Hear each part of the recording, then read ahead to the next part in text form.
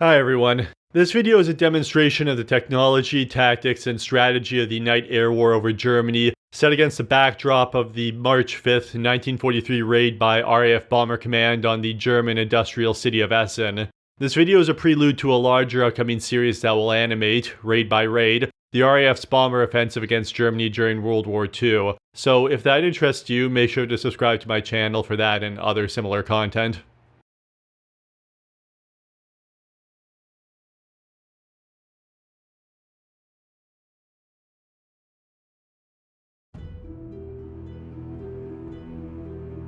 March 5th, 1943. 400 RAF bombers depart their bases from across the United Kingdom for Germany. Their target? The German industrial city of Essen, home to the massive Krupp Steel Works. Guided by their onboard radio navigation systems, the bombers concentrate off the Dutch coast, northwest of Amsterdam. Forming into the protective bomber stream, the bombers press into the overlapping layers of German radar and night fighting positions, which stretch from the coast of occupied Europe well into Germany. Successful jamming of German Freya early warning radar and radio traffic by British ground stations, codenamed Mandrel and Tinsel, allows for the bomber stream to pass through the German coastal night fighting positions without interception by night fighters.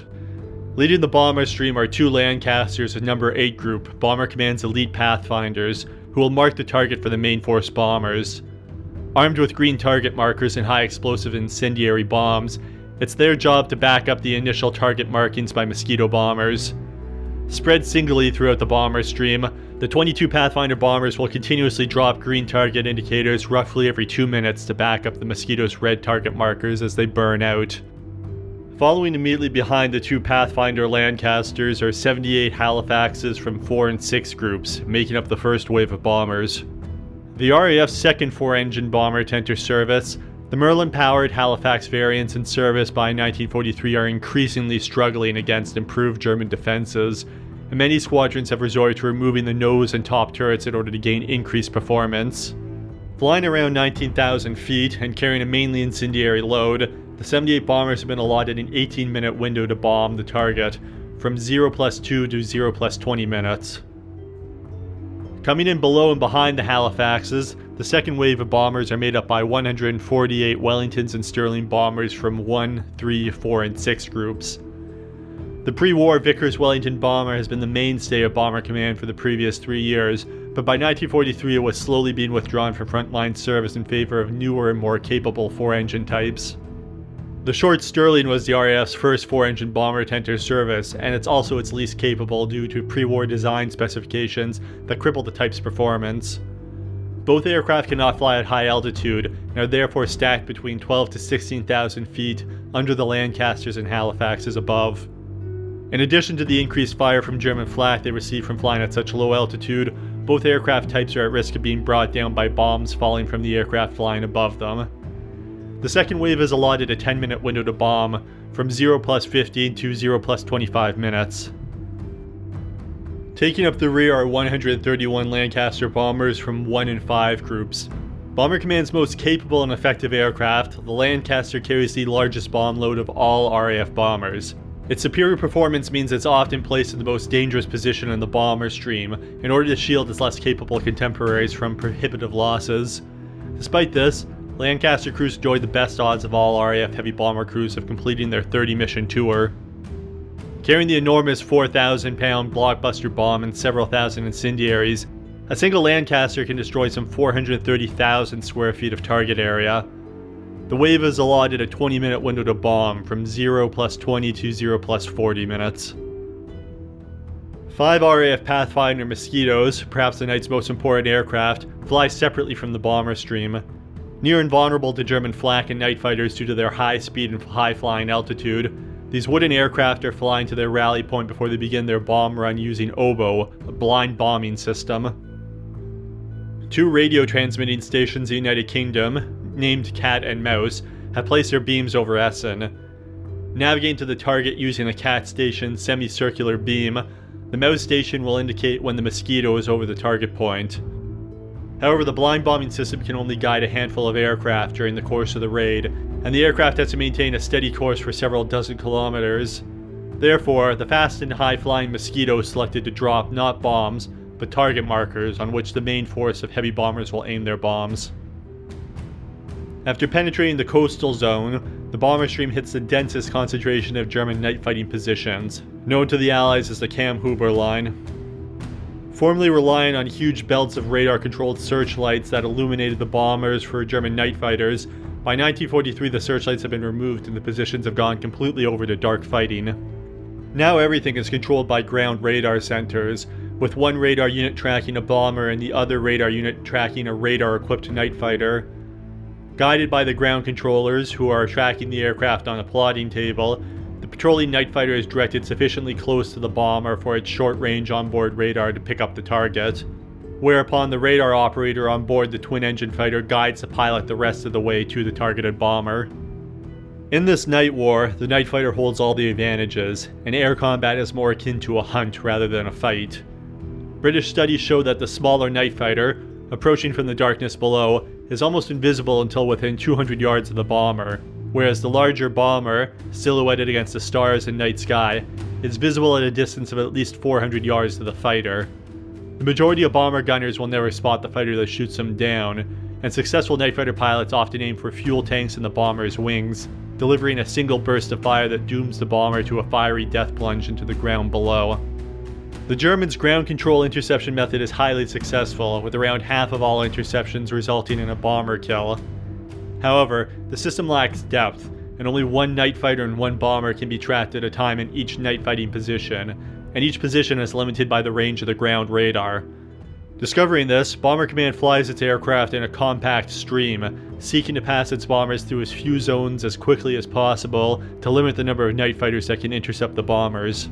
In response, the Germans have sought to build more night fighting positions, introduce new technology to increase the number of night fighters controlled by each zone, and improve the efficiency of what they have by sending up only their most successful pilots to intercept each raid. The British in turn have increasingly turned to electronic warfare to jam German radar and block communication between the night fighters and the ground controllers, so crucial for guiding the fighter to within range of its onboard radar. This pattern of move and counter-move has meant that both sides experience periods of ascendancy and inferiority in this tactical and technical pendulum of war. As the bomber stream enters the former illuminated fighting positions, the first bombers follow the German night fighters. Patrolling position 5B, Luftwaffe Ace Oberstleutnant Manfred Meurer is guided by his ground controller to intercept a bomber that has entered the night fighting position he is patrolling. When he is within several thousand meters, his onboard radar operator picks up the target and guides him to within visual range.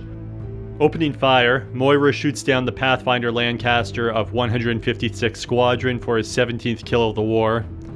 Wing Commander Stanley Gordon and his 6 crew aboard Lancaster LM-304 all perish when the plane hits the ground. 20 minutes later, a Wellington from 300 Polish Squadron is also shot down by Meurer for his 18th kill. 4 of the crew of Wellington BK-150 bail out, but the pilot, Squadron Commander Jan Jankowski, perishes when the plane crashes.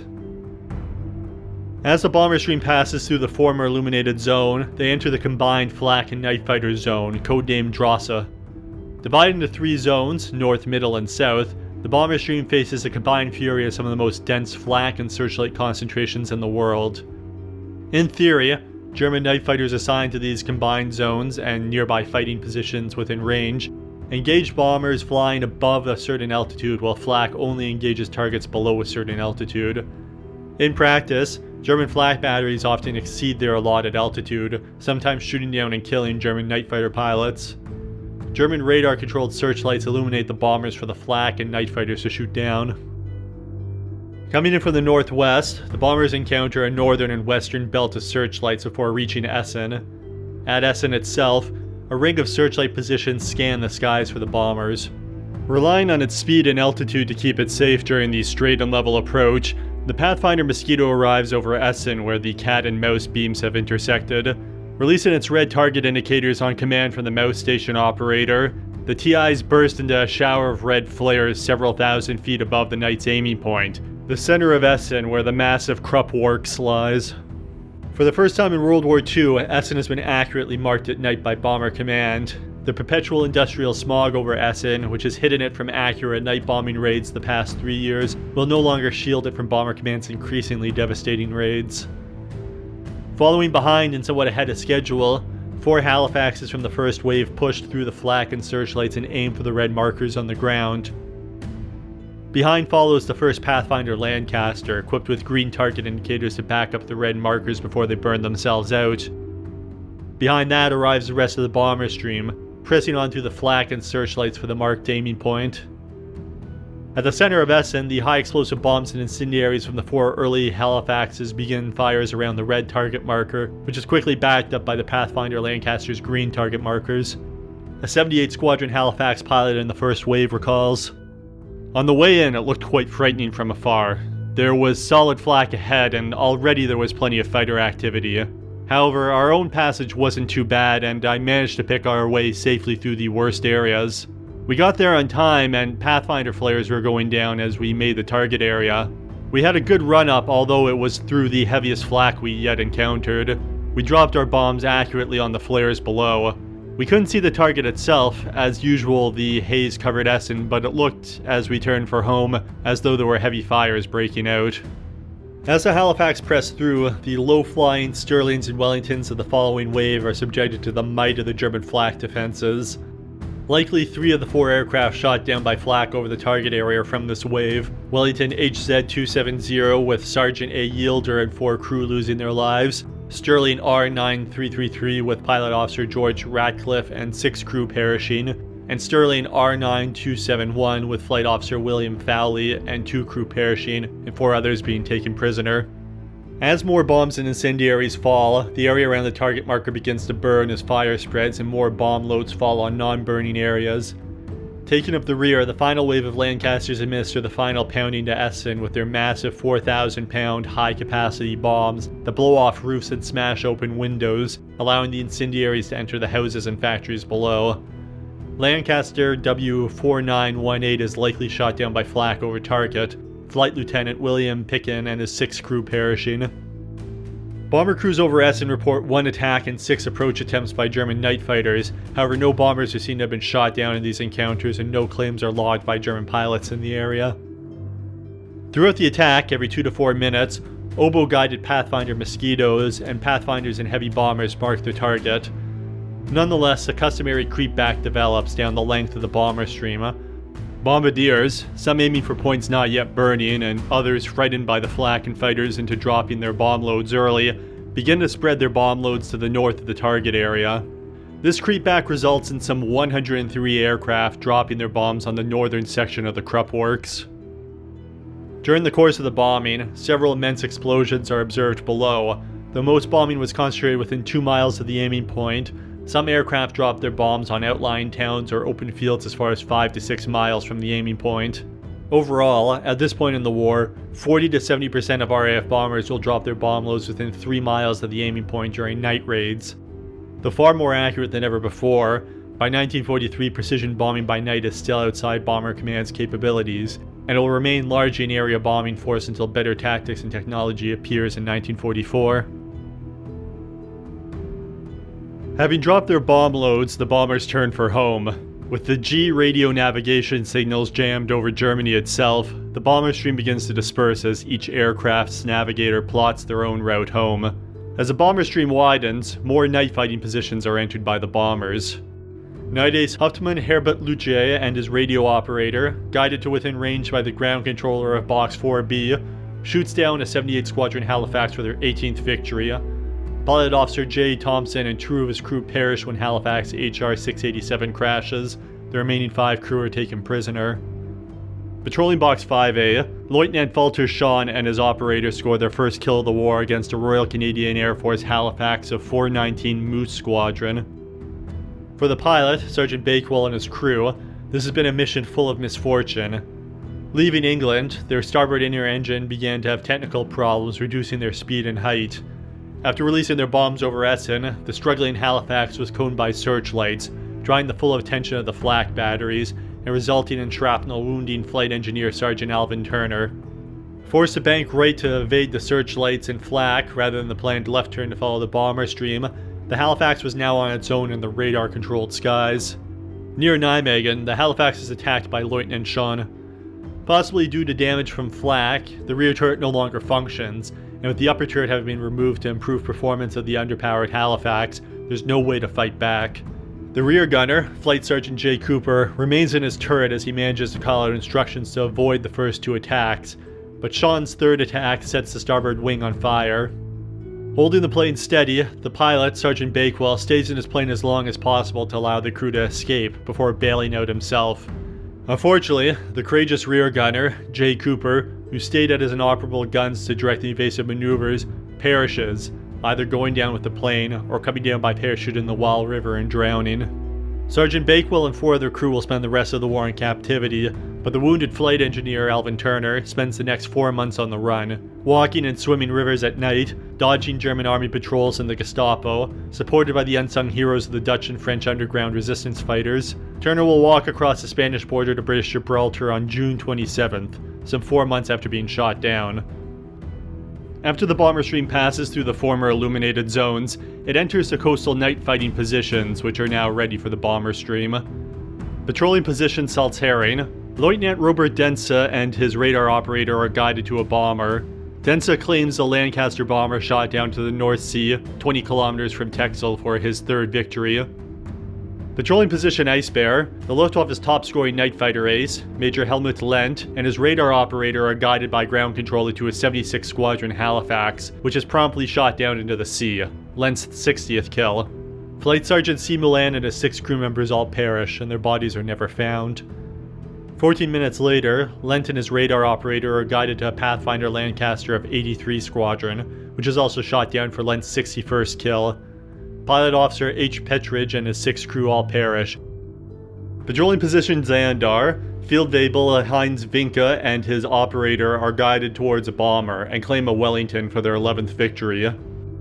Patrolling position Tiger, Lieutenant Rolf Busman and his radar operator are guided to a bomber and claim a Lancaster off Texel for his 12th victory. This claim, however, overlaps with Lieutenant Dense's claim on a Lancaster in the same area. Despite only one bomber coming down in the area, both pilots will have their kill claims approved by the OKL. Regardless of who actually shot down the Lancaster, Sergeant James Thorne and his 6 crew from 49 Squadron all perish. Lieutenant Lothar Linke and his radar operator, patrolling position Herring, are guided to a Wellington bomber which they claim shot down. This claim overlaps with Feldwebel Vinke's claim on a Wellington, but once again both pilots will be awarded a kill by the OKL. Regardless of the victor, Pilot Officer C. Trask and his 5 crews from 426th Thunderbird Squadron, Royal Canadian Air Force perish.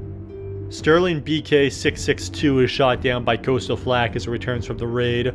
Sergeant Harry Baldock and his 6 crew all perish when the aircraft crash into the sea. Wellington HE-280 of 420 Snowy Owl Squadron, Royal Canadian Air Force, is lost to unknown causes. Pilot Officer Robert Graham and his 5 crew all perish. 5 bombers straggle into England, having been damaged by night fighter attack, and 27 return with flak damage. In total, some 14 RAF bombers and 91 crew members are lost this night, 3.2% of the force dispatched. By the standards of the time, these are light losses for a raid on such a heavily defended target like Essen. British tactics and jamming have been successful in keeping losses at a tolerable level for the night. As usual, the more capable British bombers suffer less heavily than the less capable designs. With an RAF bomber crew required to fly 30 missions, a 2% loss rate has to be maintained if the crews are to have even a 50-50 chance of completing their tour. Losses during this period will in fact average 4.7%. Tour completion rates average as low as 19% for crews flying the less capable Stirling bombers, and as high as 33% on the more capable Lancaster. Only the few crews fortunate enough to fly the Mosquito, with its 1% loss rate, are more likely than not to make it through their tour. Overall, more than 60% of crews serving with Bomber Command in 1943 will lose their lives before completing their 30 mission tours, and many of those not killed are captured or wounded in action. Combat losses and accidents also take their toll on the night fighter force, which is understaffed and under-equipped. Some 20 night fighter sorties were launched against the Essen raid, with 3 German night fighters lost to various causes, a loss rate of 15% of dispatched aircraft. 3 crews are killed and 1 wounded. A Dornier 217 of KG-40 also went missing without a trace, possibly shot down by a tail gunner on the Wellington who claimed to kill over the Dutch coast while returning to base. The March 5th raid is the most destructive attack yet on Essen during the war. The British bomber report states 160 acres of Essen has been laid to waste, with a further 450 acres showing at least 75% of the buildings demolished or damaged by HE bombs or gutted by fire. 53 buildings within the immense Krupp Works have been hit by bombs. 13 main buildings were destroyed or severely damaged. Hit also were the buildings of 3 coal mines, damage to a sawmill, an iron foundry, a screw works. 7 other factories were partially gutted, including a metal smelting and sulfuric acid factory.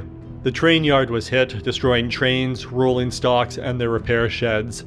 The power station, gas works, and tram depot of Essen were all hit as well. Damage to such war-related facilities is intended, but it's not the night's only target. Just as important for Bomber Command, much damage has been done to residential and commercial areas of Essen. The downtown of Essen, bordering the Amy Point, is gutted by fire, and the bomber report lists 700 buildings totally destroyed, with another 2,000 buildings estimated to be uninhabitable. These buildings are houses, apartments, offices, and small business premises. The town hall, town council office, town exchange, town baths, 4 buildings of the post office, a market, 9 churches, 5 schools, and a theater are listed as having been destroyed. For the RAF's bomber offensive is an area offensive, in part because the technology of the time does not allow for precision bombing at night, in part because it is seen as desirable to attack the German population.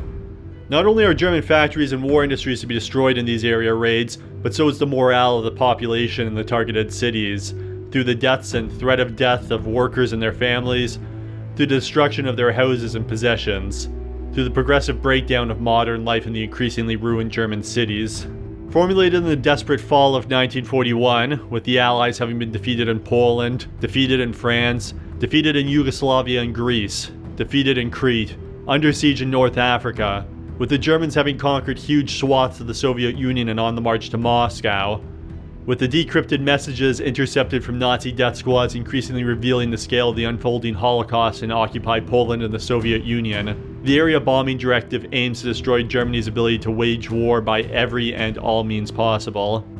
Listed in the German report is the human cost of this totalist strategy. Up to 482 people in Essen are killed on the night of March 5th, women and children as well as factory workers in the steel and munition plants that feed the German war machine. At least 10 of the dead are listed as firemen. Their efforts to fight the fires burning down the residences and factories mark them as targets for Bomber Command, and delayed fuse bombs are dropped in order to kill or otherwise interfere with the firemen's work. It's perhaps the deadliest bombing raid on Germany up to this point in the war, matching the deaths suffered during the famous 1,000 plane raid on Cologne in 1942. However, 1943 would see this grim record eclipsed rapidly and repeatedly, and within 5 months Bomber Command would match, then exceed, back on Germany the death and misery the Luftwaffe had inflicted on England during the Blitz 2 years prior.